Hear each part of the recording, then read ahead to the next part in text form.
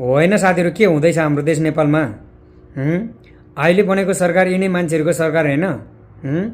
विगतको दिनहरूमा यदि हामीले सरकार चलायौँ भने कम्तीमा सुरुवातमा 100 दिनभित्र विदेशिएका नेपालीहरूलाई आफ्नै देश नेपाल फर्काएर रोजगार दिनेछु, विदेशको गल्ली गल्लीमा गएर स्टिकर टास्नेछु, पोस्टर टास्नेछु, यो अभियान चलाउन म आफै जानेछु भनेर बोलेको मान्छेहरूको सरकार होइन? अनि अहिलेसम्म 5 महिना बितिसक्यो, कतिजना विदेशीका नेपालीहरूलाई चाहिँ आफ्नै देश नेपालमा बोलाएर रोजगार दियौँ त साथीहरू? तपाईँले देख्नु भएको छ।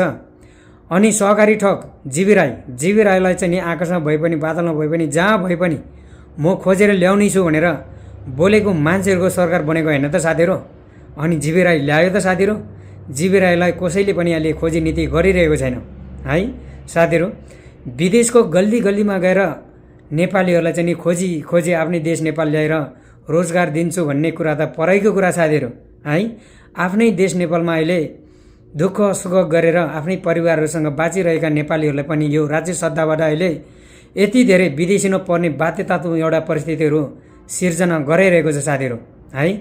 दिनौदिन हजारौँको सङ्ख्यामा अर्काको देशमा जानको निम्ति एयरपोर्टमा लाइन बसिरहेको छ साथीहरू। यो लाइन बसिरहेको अवस्थामा कुनै पनि एकजना नेता आएर अहिलेसम्म नानी बाबुहरू अब तपाईँहरू अर्काको देशमा गएर रगत पसिना बगाउनु पर्दैन, जति दुःख मेहनत गर्नु छ आफ्नै देश नेपालमा बसेर दुःख मेहनत गर्नुहोस्, हामीले तपाईँहरूलाई रोजगार दिनेछौँ, अब तपाईँहरू अर्काको देशमा नजानुहोस् भनेर भन्ने नेताहरू अहिलेसम्म एकजना निस्किएको छ साथीहरू?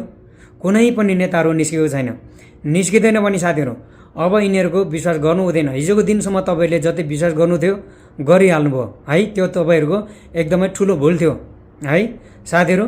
अब यो ब्राह्मणहरूबाट देश बन्दैन रहेछ, यो ब्राह्मणहरूबाट हाम्रो देश नबन्दो रहेछ, यो ब्राह्मणहरूको पार्टीमा रहेर चाहिँ हामी अघि बढ्नु हुँदैन रहेछ।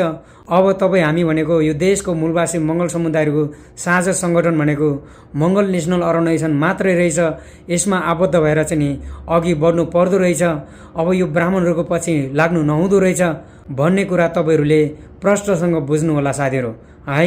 अब स्थानीय तहको चुनाव आउँदैछ, प्रदेश तहको चुनाव आउँदैछ, त्यतिखेर तपाईँहरूले एकदमै सोच विचार पुर्याएर यो ब्राह्मणहरूबाट चाहिँ नि देश नबन्दो रहेछ, ब्राह्मणहरूलाई चाहिँ हामीले भोट नदिनु पर्ने रहेछ भन्ने कुराहरू चाहिँ तपाईँले एकदमै मन मस्तिष्कमा राख्नु होला।